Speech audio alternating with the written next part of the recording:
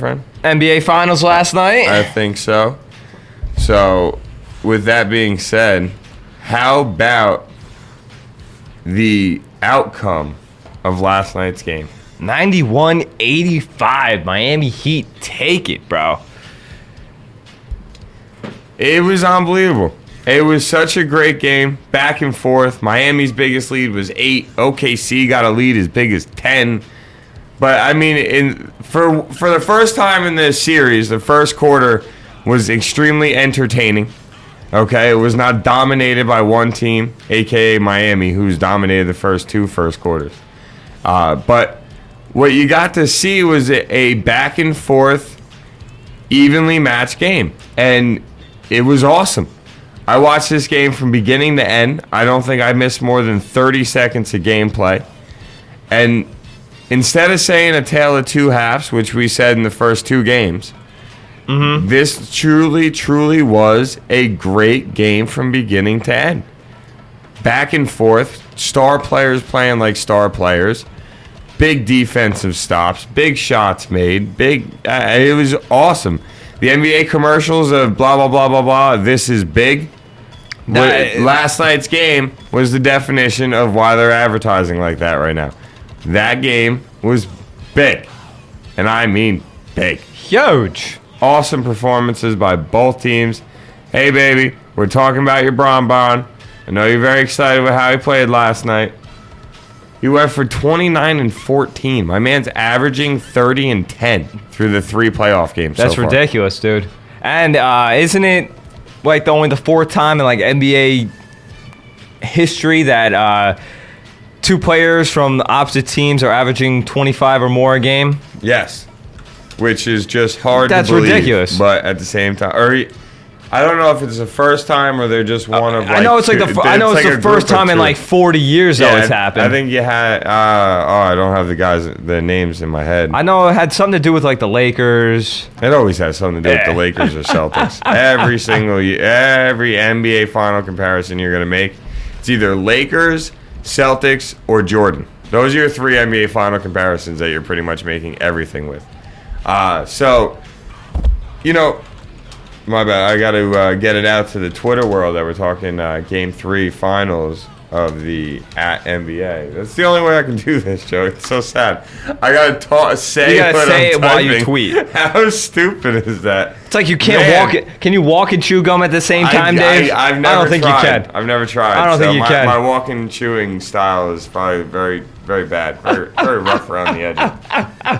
Oh, you're ridiculous, bro. All right, so well, let's just jump into things, man. To be honest, the big 3 yesterday overall had 64 points for the Miami Heat compared to, 25, 9, 19. So that's 44. That's, 53 points compared to Oklahoma's big 3.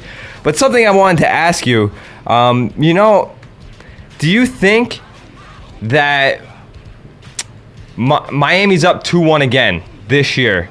Do you think they learned anything from last year's final being up 2-1 and not winning another game? Do you think they matured now where this finals, they're up 2-1? Do you think they're going to just bring the hammer to OKC? I do not consider this series over at all. I think that for Miami, this is good for them to be up 2-1 in the series, but at the same time, I think both these teams are too good to say one or the other's set to run away with it. I wouldn't be surprised if OKC wins Game 4, and then Miami wins Game 5, and then OKC wins Game 6, and then you're just sitting there saying, wow, what are we going to get out of Game 7? I wouldn't be surprised at all. I really wouldn't. And I think that if you're a fan of just NBA basketball, that's what you want. You want this series to go 7 games because if the first 3 games are any indication of how the rest of the series is going to be, it's going to be a great series. I mean, we're potentially looking at a rivalry in the NBA Finals over the next 2, 3, maybe 4 years after this year. You could see these 2 teams meeting in the NBA Finals. So you're thinking that this could possibly be like a Los Angeles Lakers type? This could be Lakers Celtics from the 80s. This really could, where they played 7 out of the 10 NBA championships. 7 out of the 10 from 1980 to 90 was played between Boston and the Lakers. Yeah. 7 out of 10. It definitely at least looks like Oklahoma City can definitely continue their run in the West for the next couple years with how young they are and that they have the group of talent. Now, free throws were a big factor in this game as well. Is that not an understatement? Miami hit 31 of 35 compared to Oklahoma City 15 of 24. And that 31 and 35 includes a stretch where where Miami literally hit, I think, 23 straight free throws. Wow, 23 would not straight? miss from the free throw line. And that is huge in a game that's decided by no more than a couple points. OKC doesn't miss their 9 free throws, they win the game. Right? Exactly. Correct. Even if they got it down to only missing 3, you're in the game. Think about it. If they hit all their free throws with a minute left in the game, it's not Miami up a point, with 2-3 points. It's Oklahoma City up a point or 2, and it changes the whole complex of the game. Oh, yeah. And you know what? There's a lot of different things that happened in last night's game that affected the outcome. Free throws was one of them. The disparity is one thing, but you cannot... This was a situation where, I know I've been ripping on the refs for, this and that. But you cannot hate on the disparity of free throw calls because of the fact that Miami was the team that was aggressively driving the hole. Mm-hmm. OKC was jump shots and jump shots and jump shots and more jump shots. And, oh, by the way, we're going to shoot jump shots. That's what they did. And they settled for them. They didn't force the issue. Miami forced the issue. LeBron James took it right at Durant and said either foul me or let me score, because that's pretty much your only 2 options. And you can't... The refs did nothing. I mean, yeah, there were moments where you're like, dude, I don't know about that call.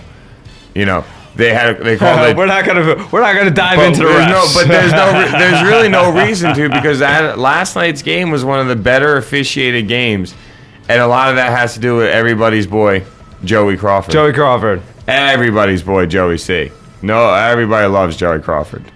But it was a very well refereed game last night, and I know it's hard to believe I just said that, but I did. And I think that if you, outside of maybe 3 calls, I couldn't say I had a real issue with anything. They called a blocking foul on Durant, which was his 3rd foul. I was or maybe it wasn't. Maybe it was later than that. But either which way, it was a big foul on Durant. But, I don't get blocking fouls and charges anymore. I don't get them. I don't understand them. I don't get how the referees make the judgment. I have no freaking clue anymore, and I'm tired of trying to figure it out. The referees are going to call them however the hell the referees want to call them, and that's that. Move on and live with it. As players, they have to accept that as well. The players have to understand that when you go in the air near the restricted area, you don't know whether you're going to draw a foul or get a foul called on you. You just don't know it anymore.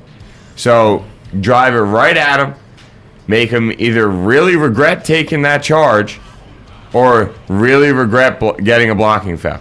But one way or another, that you got to drive the hole. You cannot be scared of getting charging calls on you and fouling out of games because of that. You can't. LeBron James in Miami were not scared of it last night. No, not at all. And KD getting his 5th foul, 4 minutes left in the game or something like that? When did he get his 5th foul? No, 3rd quarter, right? He got his 4th foul. At the end of the 3rd. In the 3rd quarter, where he got benched, and then the whole... Do you think game that kind of just swung into Miami's momentum? Because the last 5 minutes of the 3rd quarter, you had no Westbrook, no Durant, and that kind of really limits Oklahoma City with their offense. In my opinion, I feel like you always need to have one or the other on the floor at all times. You need to have Westbrook or Durant on the floor at all times. Well, what Scott Brooks was banking on was that James Harden wouldn't play like poop and actually man up and score a little offense. Where'd he go, 2 for 10 last night? 2 for 10 with 9 points. Terrible. That's an atrocious game for him. That's extremely, for the 6th man of the year, a guy that led the NBA in free throw attempts in the 4th quarter, And I don't even think he only got to the line once yesterday in the fourth quarter. All right, 2 for 10. That's 4 points. The rest of his points came from free throws. But no, I think he only got to the line once in the fourth quarter. But the whole game changed with the moment that you just mentioned, Durant getting his fourth foul, which was another one of the fouls I sort of had an issue with. Little ticky-tack, little acting by D-Wade. Whatever, though. Foul was called. You move on and you play. And, hey, man, the Heat ended the third on a hot note. They ended the third on a 15-3 run to really set them up in the fourth. Miami now improves to 9-2 at home in the playoffs. And what clutch free throws, though, by Miami late in the game from LeBron and Chris Bosh. Those are really clutch, coming with like a minute left in the game. And they both hit him. Didn't miss one. They were, but we need to go back to Durant getting benched with his fourth foul. Because that's big right there. Pretty much what happened, Durant gets his fourth foul with around 5 minutes left, goes to the bench. Westbrook takes a rest too. Like Joey said, Miami outscored him 15-3 in a run. Right after he gets benched, Derek Fisher hits a 3 and gets fouled. 4-point play. Puts OKC up 10. From there on is your 15-3 run and the complete changing of the game. In that stretch, Oklahoma City had two huge fouls called on them, fouling Shane Battier and James Jones behind the three-point line. So not only did Miami get to shoot free throws, but they each got to shoot 3 apiece, which is a free 6 points in that stretch. If you take away the 4-point play by Fisher, the other 3 points scored by OKC after Durant and Westbrook sat down were free throws. OKC didn't do anything after the two of them sat down on the bench, including James Harden doing nothing in that third quarter stretch. And that's why, again, I really say that they need to have one or the other on the floor at all times, because when you take both of them out, they're too small. It's too small of a lineup going up against Miami. It is. I understand what you're saying, and I can't argue with you on that, because they don't have Cephalosha. Cephalosha is not a scoring option. He can match up defensively. That steal he had on Wade was sick. Ibaka, cookies. Stole his cookies. What was that, like 2 minutes left in the game, something like that? Yeah, they made it a 1-point game. Yeah. That was a huge... Dude, every game these two teams play is going to be great. It is. It's just going to be a great game. And that is why, most people will sit there and say, well, the best part of a basketball game is when you're watching, the fourth quarter. It's the last that 2 minutes. Stretch. That's the best part of the game. And I won't argue with everybody. Yeah, the intensity's higher, all that kind of stuff. But when you get to watch two teams like this play each other, every part of the game is a great part of the game. I'm sorry. I don't, if you don't like basketball, fine, I'll give you that. If you're a basketball fan, you love from tip-off to the final buzzer blows. Mm-hmm. You do, because these two teams are perfectly matched for each other, and you're getting to watch two great players play against each other.